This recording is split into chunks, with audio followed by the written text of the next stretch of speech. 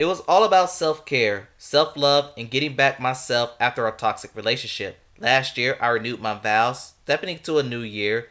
It's not about anything like all men are bad or anything like that. It's about becoming your best self and making sure that you're leveling up in all aspects of your life.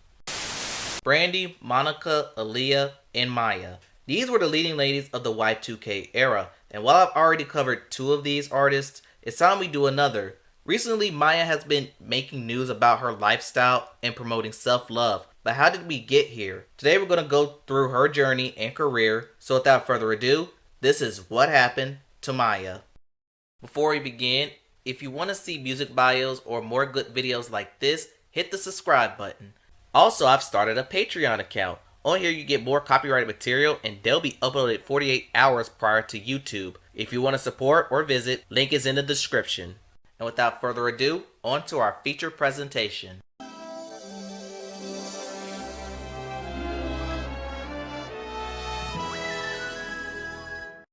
Maya Marie Harrison was born on October 10, 1979 in Washington, D.C. Her father was a singer and her mother was an accountant. Growing up for Maya wasn't easy. Throughout her childhood, having a black father and white mother was still frowned upon, thus she dealt with bullying. But as an escape, Maya got involved in tap dancing, violin lessons, and ballet in her youth. At the age of 10, she joined a dancing troupe called TWA, stands for Tappers with Attitudes. So, it's best said that she became a dancing protege. As she got older, her father discovered that she could sing. Realizing that there's much more potential in the music industry than the dancing, Maya recorded a demo where her father started to ship them to local clubs. At one of those clubs was Haq Islam, the president of University Music. He liked what he heard and he invited her to his house where she sang two En Vogue songs. Haq was hooked and signed the 16-year-old to his roster. Should be noted that Maya graduated high school early and started college at the University of Maryland, but she dropped out to focus on her new music career. And thanks to some connections, Maya got distribution through Interscope. For her debut, her label gathered a ton of big names to work on her debut album. Names included Missy Elliott, Babyface, Diane Warren, and members of Dru Hill were a few that contributed on this project. They wanted Maya to be connected with the black women of the early Y2K era, which included Brandy, Monica, Aaliyah, Destiny's Child, and 702. In April 1998, her self-titled debut album was released. Her debut single was It's All About Me, and it featured Dru Hill lead singer Sisqó. The song reached number 2 on the R&B charts and crossed over to pop, going number 6 on the Hot 100.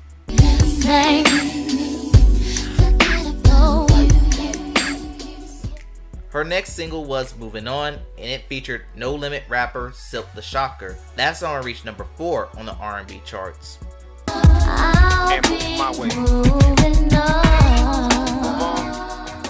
Maya will return the favor when she featured on Silk's song Somebody Like Me shortly after, and the two had some form of a relationship, but finding tea on this kinship was scarce and they broke up sometime early in the millennium. As for her debut album, it went platinum. Thanks to her unique baby vocals, she was able to lock down more collaborations for herself. For one, she teamed up with Blackstreet and Mace on the song Take Me There for the Rugrats soundtrack. Then she worked with Fugees member Pras and ODB on the song Ghetto Superstar. Both songs reached the top 20, with the latter giving her first Grammy nomination. She also made her film debut on In Too Deep, albeit it was a minor role. As Maya was set to lead off her follow-up album, she dropped the lead-off single Best of Me featuring rapper Jadakiss. But the song was not moving numbers the way it should, so someone thought it would be a bright idea to redo the entire song and feature rapper/capitalist Jay-Z. But they had some issues making the track happen. For one, Jay-Z did not like the vibe Maya was giving him, so he left. He also said Maya was acting very entitled, and several members of the Trap Masters have confirmed this story. But fortunately, Jay-Z returned to the studio to finish the track on much easier and softer terms. As for the song itself, it never was a charting success, but thanks to the video, urban airplay, and her jersey dress, the record was deemed a cult classic. In April 2000, Maya dropped her second album, The Fear of Flying. But by this time, many speculated that she was entering a sophomore slump, especially after Best of Me Part 1 wasn't a runaway success. That all changed when she dropped the single Case of the X. That song reached number 2 on the Hot 100, being held out by her fellow Y2K rival Destiny's Child Independent Part 1. But the song did reach number 1 in Australia.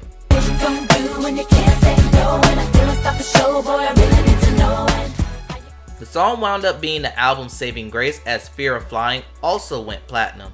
She saw more opportunities in the Hollywood realm. First, she did the song Where the Dreams Take You, a song written by Diane Warren, and that song appeared on the Atlantis Lost Empire soundtrack. Then she teamed up with Christina Aguilera, Pink, Lil' Kim on the Missy Elliott produced cover of Lady Marmalade, originally sung by LaBelle and featured on the Moulin Rouge soundtrack. The song became the song of the summer for 2001, going number 1 in various countries. It won Video of the Year at the 2001 VMAs, and it gave Maya her only Grammy win for Best Pop Collaboration. She also got the chance to pay tribute to Michael Jackson on his 30th anniversary special on the opening number. In July 2003, Maya released her third album, Mood Ring. The album was most known for the song My Love Is Like Whoa, a song that showcased a sexual side to Maya. However, Maya initially opposed the song because of its sexual nature. In fact, it took her almost 2 years to decide if she wanted to record the song. She had this to say: "Back then, I wasn't so confident in saying my ass is like whoa. I was coming out of doing a program with young girls that talked about self-esteem and body image." She continues, "I realized that I really couldn't worry about what people think of me. I'm at the point of my life now where I could say my ass is like whoa." I wasn't even considering the song to be on the album at the time, but I later fought for it to be the single. My Love Is Like Whoa went number 13 on the Hot 100.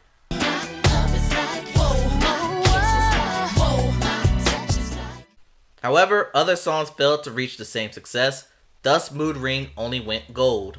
In 2005, Maya started her own nonprofit organization called the Maya Arts and Tech Foundation. Its goal is to help underprivileged youth gain access through the arts and technology. But her time with Interscope came to an end, citing creative differences with her music, so she signed with Universal Motown, and it was set for release in 2007. Then things get weird. Universal started to make pushbacks towards the album release, as the label was making budget cuts at the time. She tried to release 2 singles, Lock You Down and Ridin', but both weren't successful. Then the album leaked in Japan and was made a digital release. Motown never pushed physical sales because they feared bootleggers would affect the record sales. After this Sabotage, she left Universal Motown to go independent. Around this time, she got into a beef with 50 Cent. The beef started when she appeared on the game's music video, Dream. 50 and the game fell out sometime in that era, and 50 decided to take a jab at the game, and Maya caught a stray. In one of his many disses, 50 lied about sleeping with Maya, which is a big no-no for her. She, alongside her father, made 50 apologize for the accusation. Song? Well, I didn't even hear the song. I heard about it, so I had to go inspect it.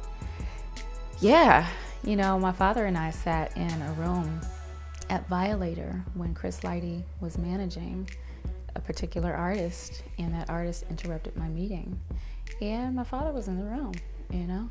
So we cleared out the air, and the confession was made on the other person's part that yes, they lied. But if that will ever come out from the person's mouth, who knows? Who cares? I've addressed it, and you have to pray for certain people. In 2009, Maya participated in Dancing with the Stars, but despite being favored due to her background in dancing, she was the runner-up to Donny Osmond.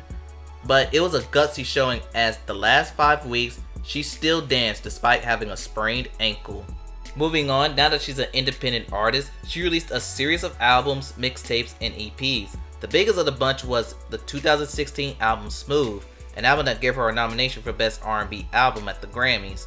In 2013, she got married to herself. It's called Sologamy, and Maya had this to say about her decision in self-love. It was all about self-care, self-love, and getting back myself after a toxic relationship. Last year, I renewed my vows, stepping into a new year. It's not about anything like all men are bad or anything like that. It's about becoming your best self and making sure that you're leveling up in all aspects of your life. Another thing about Maya finding herself, she adopted a vegan diet and is an animal lover. In 2022, she became the first celebrity ambassador of the World Animal Protection. She also kept busy with acting as she had many spot roles here and there. In 2025, she released her most recent single, Face to Face. Today, Maya still tours, releasing music and promoting self-love and care. Also, does anyone think that Liza Koshy looks like her? I can't be the only one that have that theory. But that's what happened to Maya. Tell me what you think in the comments below. Please like, comment, and subscribe to the channel. Thanks for watching, and I'll see you next time.